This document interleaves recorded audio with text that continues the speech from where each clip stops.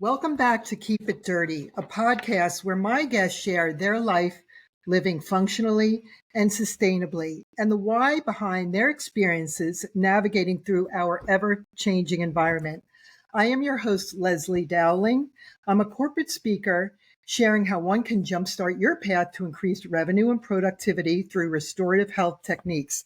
And today it is my pleasure to introduce to you Dana Frost. Dana is a body, mind, and spirit alchemist who educates and coaches women toward optimal health to enjoy vibrant lives with the people they love and fulfill their mission in life. She hosts a weekly podcast, Vitally You, with conversations that provide inspiration and insights for feeling younger while growing older. Dana has been in the wellness industry since 2007. Dana is committed to continuing education, including certifications as a master life coach, aromatherapist, HeartMath facilitator, Myers-Briggs facilitator, light therapist, and functional nutrition and lifestyle practitioner. Since the beginning of her coaching career, she led international retreats. Dana's rich life experiences empower her coaching practice, including navigating the challenges and joys as a mom for 32 years to 5 children, 34 years of marriage, and living abroad for 10 years. It is a pleasure to have you on as my guest, Dana. It's been a while since I was trying to get us on board, and the stars and everything has lined up. So thank you for being here. Leslie, it is such a pleasure to be here. I'm really excited to have this conversation with you and your podcast community. Thank you. And as I ask my guests, I always say, why are you doing what you're doing today? What brought you to this journey in life as to all the designations and all the things that you have learned and your experiences. So please share with us a little bit about yourself. Thank you for that question, Leslie. Well, I think that for so many practitioners, our own stories bring us to where we are, where I am today, wherever we find ourselves. And I started with my education in social work. So I have my bachelor's in social work, and I was a social worker before we left the US in 97. And we were inspired. This is, why I became a life coach. So I'm going to tell this little backstory, Leslie. When we were living in Minneapolis early in our married life, the first 8 years of our married life, we were a part of a city Methodist church. And it was a beautiful, community of people with people from all walks of life, different races, different socioeconomic backgrounds, and people really just being involved, I'll say, in the dirt, since this is Keep It Dirty, in the dirt of life, and not being afraid to let's get in the dirt and really do real life together. And so we were a young couple, and there were other families who had started adopting. This was way before it was fashionable. And they were adopting young children from the southern part of the US who were mixed race. And these were children that nobody really wanted. And these were families who also had their biological children. They were just families that looked a lot of different ways in this church. And my husband and I were both really inspired by that, Leslie. And so we put it, that's something we would like to do. That was the seed in our little garden that was planted. And, fast forward, we had one child, we had two, and then oops, we got pregnant with a third. And I was like, I think that the adoption story is just not going to happen because this is really a lot of work. Okay, so then we move abroad, and we're in South America where we have household help. Mm-hmm. And so suddenly, there was a lot more time. I say, well, we had 3 young children, but as the years progressed, we ended up having a little more time, and so we were in Argentina first, and then fast forward, we moved to Brazil, and we began talking about adoption again, and as an option, because suddenly, not suddenly, I used that word before, so that's not really, it's not quite true, but we had more time to really consider if we had the capacity to adopt. Fast forward, we did. We ended up adopting 2 children, actually in Sao Paulo, a brother and sister by their mother, from our local, like in our neighborhood in Sao Paulo, our local governmental agency. It's called the Forum. And we went through the process in Portuguese. By then we had lived there for 3 years. And we just, we did it as legal local residents. Well, our 2 children had early childhood trauma, and I ended up hiring a life coach to help me through the transition. And this was a time, ooh, Leslie, Yeah. did I you just can lose hear me? you. Okay. No, I see Okay. you. Okay. But So yes. this was a time when life coaching wasn't really that well known. It was even new to me, but I had a friend who had become a life coach, and she said, Dana, I think that this process would be really helpful for you. And so I hired her. I'm like, yeah, let me try it. And it was so transformational, and it was such a positive process that I determined I'm going to go into life coaching. And Wow. so that's how I got into life coaching. Then if you, fast forward, that was 2007. I started studying in 2006. If you fast forward, we leave South America, we go to Switzerland for 6 months, and then we repatriate back to the US. And, I will say there was, adoption of children who have early childhood trauma. It's a lot of heavy lifting, and there was a lot of stress, for a number of years. So we repatriated, and even though the whole time I'm using my coaching tools, I'm coaching other women, there was still a lot of heavy lifting. And I eventually had a health crisis that I do believe was the result of chronic stress. And the health crisis actually is how I found myself, why I added the functional nutrition and lifestyle practitioner into my toolbox, because I had this 2-year health crisis and healing journey, and I felt so alone. And I thought, I really don't want women to feel alone when they're going through a health crisis. And the conventional doctors, they had the answer for one issue. Like, the acute issue was I burned the electrical conduction of my heart out.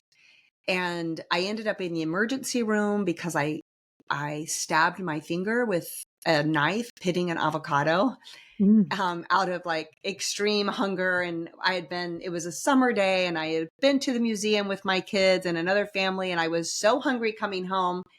And I was like, I need to get a healthy snack while I cook dinner. So I'm like trying to whip up this avocado. Bam, I stabbed myself. And I did what a lot of women do. I don't have time to go to the emergency room. Let me just bandage this up, repair it temporarily, and then I'll have dinner. And then Leslie, I literally called the emergency room after dinner to say, hey, are you busy? And is that not like every woman you've ever spoken to? Right? I mean, it's so common to, women, we're juggling so many different things, and we put ourselves last. I had been so tired, Leslie. I had been so tired, and I thought, it's just stress. Yeah. I just put my symptoms aside because I was busy. I had a full plate at home with my coaching, and so my body really reacted, and my heart said, I can't keep up to speed. Electrical conduction of your heart, if you think it's the beating of the heart, I can't beat as fast as you're going. I need to slow down. And it burned the electrical conduction of my heart out. And no, my electrophysiologist said, oh, it has nothing to do with stress. It's a burned out body part. But by the way, I've never seen this in a woman your age. I've seen this. This is very typical in women in their 70s and 80s. I've never seen it in a man or a woman. I was 45 at the time. And I knew, I'm like, I don't care what the doctor says. I know this happened because I was running myself too hard.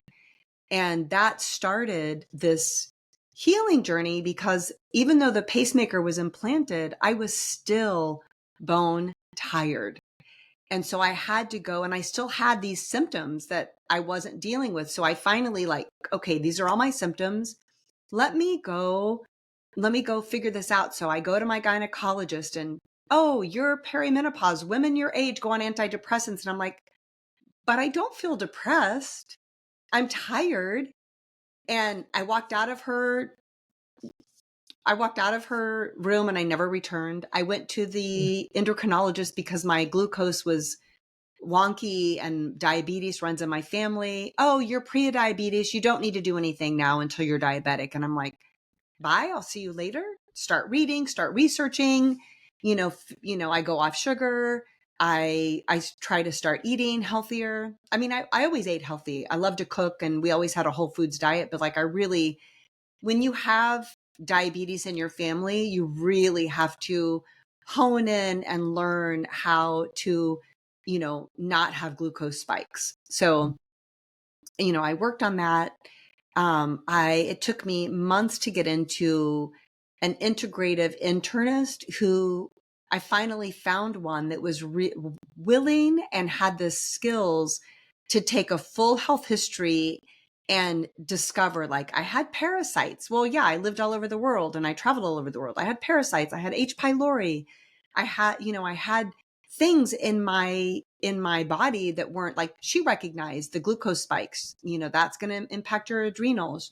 She diagnosed me with adrenal fatigue. So we started working on healing my body from a root cause perspective. Excuse me. And, she gave me options. These are the different approaches. Dana, choose one. This is, I love the way that she worked. Choose one and just start healing. So I went with traditional Chinese medicine, and I started getting acupuncture once a week. And, slowly my symptoms started minimizing, and I started to get energy back, and we were cleaning up the infections in my gut. And, but it was a 2-year process. She said, you need to nap. I started napping every day. And this is when I was introduced to HeartMath because of my heart issue. I read a book that talked about the heart it's a female cardiologist, Dr. Mimi Guarneri. And she wrote a book, When the Heart Speaks. And she talks about absolutely any physiological heart issue has an emotional connection. And then her book guided me to HeartMath. So that, I would say those experiences really informs where I am today in terms of being the practitioner that I am, starting a podcast because I wanted to provide insights and information to a broader audience. And that in a nutshell, that's why I'm here today, Leslie. Wow. So if you wouldn't have gone through all these hurdles and health issues, look at all the knowledge that you've acquired, even though, you don't wish it on anybody that has to go through all of this, but how empowering is that? You're so much more ahead of the game with so many people that really, really don't want to take the bull by the horns and really be truly healthy instead of just, as we know, the quick fix, take a pill or, so we would love to hear more about, so with everything that you have learned, all of the classes and different things that what is it that you are really tapping into today that you really are so passionate about and directing that towards helping others? That's such a great question, Leslie. And actually, I've been putting I've had to conceptualize what is the work I do with clients, and all these different tools. How can I put them together in support of people's vitality, in support of feeling younger growing older, because I know I'm a case study. I've got clients who are case studies. I feel younger than what I felt when I had my health crisis. I was so tired. I had no energy. Um, and I know it's possible. Like when I look at my ancestors, so my dad died younger than he should have.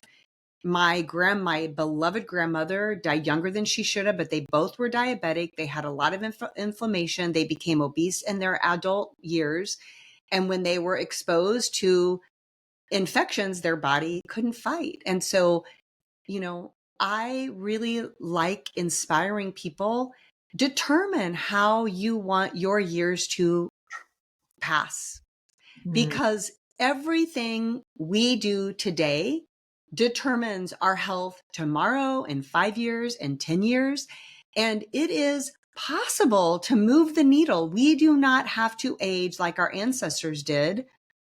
If we didn't have a good model, some people are blessed and they have great models, but we might have models where, like, my mom is a wonderful, amazing human, but she has a lot of anxiety. I don't want to have anxiety as I age, and it's crippling. And I didn't want to be a diabetic. I reversed pre-diabetes. I never became a diabetic, but my choices determined the outcome. And so I really want to inspire people that you can take dominion over your health outcomes. And it does require you executing on behalf of yourself on a daily basis. And so I want, in honoring that and wanting to support people, I created the Vitally You framework, a Vitally You system that encompasses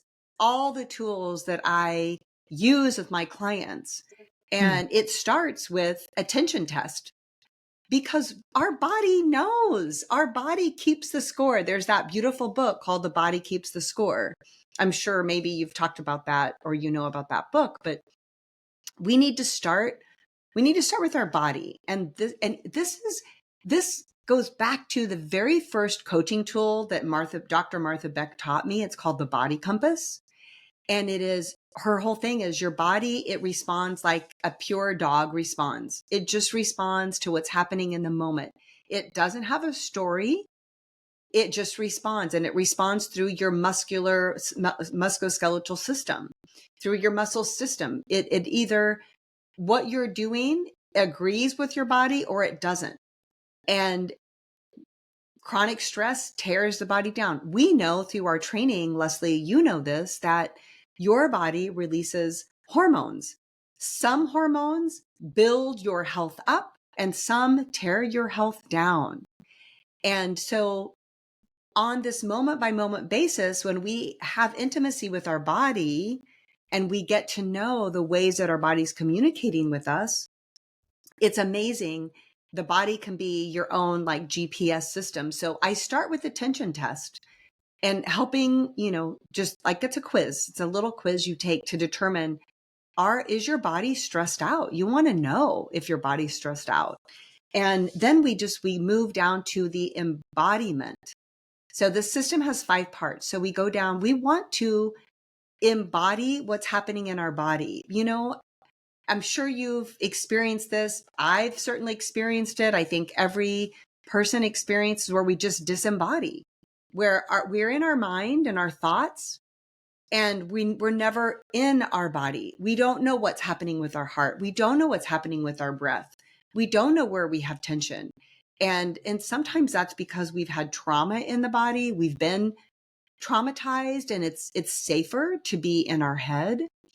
But I facilitate coming down and being in the body and learning how to do that in a way that's graceful, compassionate, safe, in a container that's very, very safe. So we want to come and be embodied. And then the next one it's called the Pneuma Heart Connection, because once we get into our body, then we really want to connect to our heart and our breath. We do that through the breath. When you look at all ancient languages, the word for breath relates to spirit. And so if you think about body, mind, spirit, look, we're embodying, and then we step into the spirit. So what's the first thing you do when you become like you're birthed? You take a breath. And if you look at your heart rate variability, it's the greatest when you're a baby. So that if you look at an echocardiogram, the up and down is greatest when you're a baby. And then what happens when you die? It flatlines as you take your last breath. So this vitality is shown through our heart rate variability, which is very cool. So not only do we want to be embodied, we want to be so connected to our heart and our breath. And there's a lot of tools in that mix to facilitate that heart, breath, body connection, which is just so very powerful. And then the fourth step is the Veritas vision. So it's telling ourselves the truth. This is a really interesting thing because this one, we really look at our mindset and the thoughts, like the beliefs that we have, the thoughts that we tell ourselves. And we want to tell ourselves the truth because you shall know the truth and the truth shall set you free. But sometimes it's scary to look at the truth. So I'll give you an example from my life. I was doing my coach training with Dr. Martha Beck, and, we were talking about in a different way, but truth telling and how the body talks, and the body is the GPS. And she asked me about my children and and I started talking about, some of the stress that I was feeling at home. And I said, but, I mentioned my daughter. I'm like, but, it's not her fault. Like, she's just a child, and I was saying, I was in essence not admitting that since she came into my life to me felt like hell. So I did not allow myself to say that or believe it because I felt like, well, she's a child and I could never say that about a child. When in reality, until I could say, yeah, actually, she's kind of a hellraiser. And when I could admit to that, it was really powerful. And it took a huge weight off. But in these ways, we have these little beliefs that we refuse to, we refuse to see the light and how they can be damaging. And until we're able to tell ourselves the truth, we're not really ever truly free. I mean, if we, have issues in a friendship or in a marriage, until we can really look at it truthfully, we're never going to heal it. I think about my husband and I had a marriage crisis. Well, we were kind of skirting around some of the challenges we had in our relationship, and it blew up. And then we finally were like, oh, we better tell each other the truth. And from telling each other the truth, we could heal. Yeah. So yeah, I mean, Dr. Martha Beck calls it the integrity. I think she calls it the integrity cleanse. So I find that to be really powerful. So that's part of that process. And then I'll go quickly to the last one. It's called the peaceful path. Yeah, this is fascinating. Yeah, the final framework is called the peaceful pathway. And that's, when you are embodied, when you're connected to your heart, when you are willing to tell yourself the truth, you can move mountains. You can literally move mountains because you can move through, this happened to me. You can move through something that feels earth shattering. Like for me, it was my marriage crisis that just felt earth shattering, that I was able, because I had already done all this work, to move through it from a piece of inner ease. Okay, was I having a lot of emotions? Yes. But there was this thread of whatever the outcome, it is well with my soul. Like I was able to show up, and whatever it is, whether it's a work situation or whatever, we have these things that come at us. Stress comes at us all the time. And when we have done what I found to be true, and we've gone through this process, we can come forward into life on the peaceful pathway. And we can be, it's that peaceful warrior that you hear people talk about. The warrior, yeah, I mean, I want to be a warrior, but I want to be a peaceful warrior. It's kinder to my whole system if I'm a peaceful warrior. So that's kind of encapsulating this process that I've created. Wow. I just, just a quick share. I lost my best friend. I was just, it was just a really tough time. And we worked on HeartMath, and that was so powerful. Like I really needed that because I was so disconnected with going back 30 years before, losing my dad in my early 20s, and really making peace with that and connecting with that, which I never did because years ago, going to get some help and therapy, so I want to, first of all, thank you for that because I just was so powerful. I don't know if maybe you could just give a little quick, like the heart math, share that with people because it really was so powerful for me. Yes, I would love to, Leslie. And just a quick note for your listeners, and I learned this in therapy when I've been in therapy on several different occasions, but I learned this, that any feeling state that feels really triggering, where it's, because I have felt grief where I still had inner ease, and I have felt like rage where I was super triggered, or anger where I was super triggered, or grief where I was like, this is where you were, Leslie, you had grief and you were triggered. It's because if we haven't excavated and done the work, we've got to go all the way back, like you did so bravely, to when you first felt that feeling. Yeah. That's the beautiful work that sets us free, right?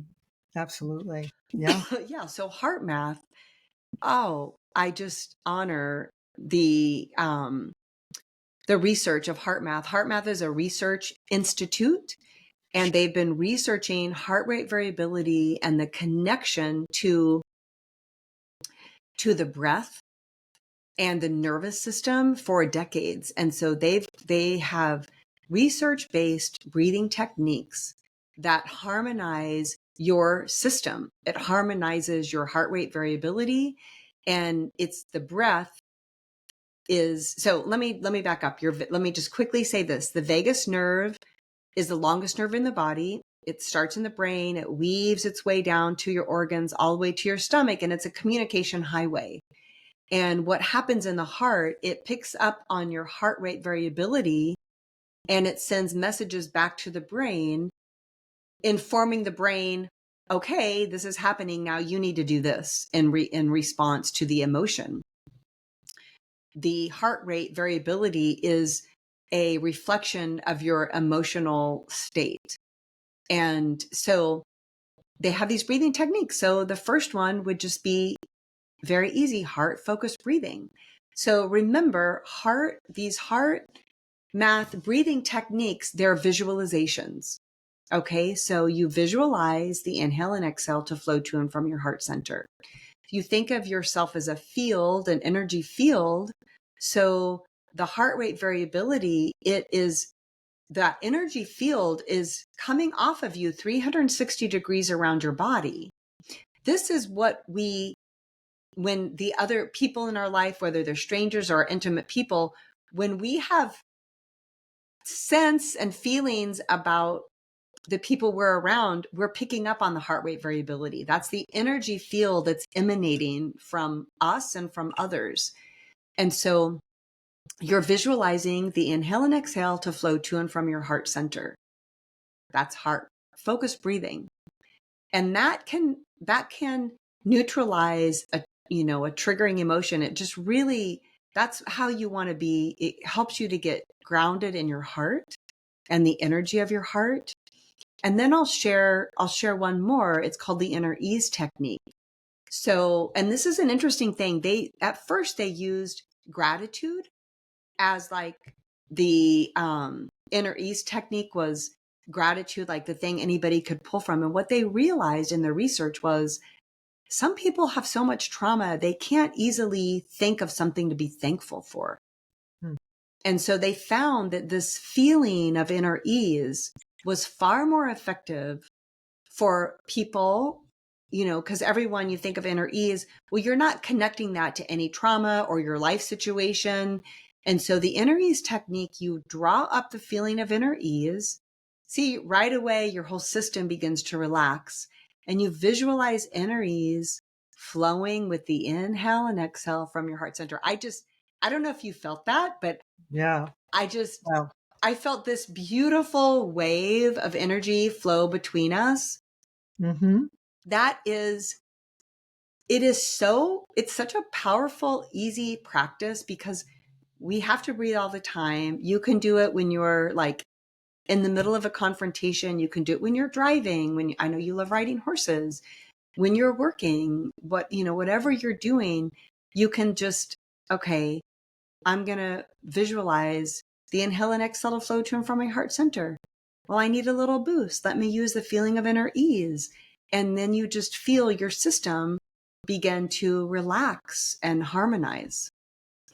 That's lovely. I know. Yeah. I feel like this is a win-win today. Not only do I have you as my guest, but I feel like I'm going through like a therapy session today because I feel like you just saying breathe in and out. And all of a sudden my Yeah. body went from like with the dog under my feet and painkillers Yeah. around and try to be Yeah. relaxed right now. I just felt so calm, just like as if my Yeah. body just like, I'm just letting go. I surrender. Yeah. And Yeah. it feels so good. So thank you for that. You're welcome. It's such a beautiful tool, and it's accessible. I found that a lot of my clients couldn't access meditation. Mm, And I would say, well, the research from HeartMath shows that their breathing techniques are actually have a improve physiology more than meditation, because wow. when you are actually you're not detaching. Like in meditation, we think about detaching. When you're using the HeartMath breathing techniques, you're fully engaged, Hmm. and you're calling upon these emotional states that actually ask, request of the brain to release the hormones that are fueling instead of depleting. Wow. That's something I never really connected or thought about, but so Yeah. true. Hmm. You are in this and you have to learn to use those tools without Hmm. detaching. So Hmm. that's really powerful. Yeah. So I would love for you to also share anything new that you're going to be doing for the summer or any packages or programs. Yeah, so I'm creating a couple of new things, Leslie, and they are going to launch this summer. One is a community. So my podcast is Vitally You, Feeling Younger While Growing Older. So I'm going to create a community so that we can have like weekly office hours where we come together and we ask questions and we talk and we, mutually admonish and support one another, because I find that it's easier when you're doing it with other people, right? The healing journey, or attaining whatever it is you want to attain, it's better when you're in community. And then I'm actually going to be having an event, a live event, where it's going to be a master class, and I'm actually going to teach all the way through my program live in a master class. It's going to be a lot of fun, very interactive. Like, I'm going to hold your hand in the master class. We'll have some breaks, so you won't have to sit there the whole time. We'll have a couple breaks, and you can have your tea or your coffee or your lunch or whatever. And we're going to walk through the program together. Wow. That sounds wonderful.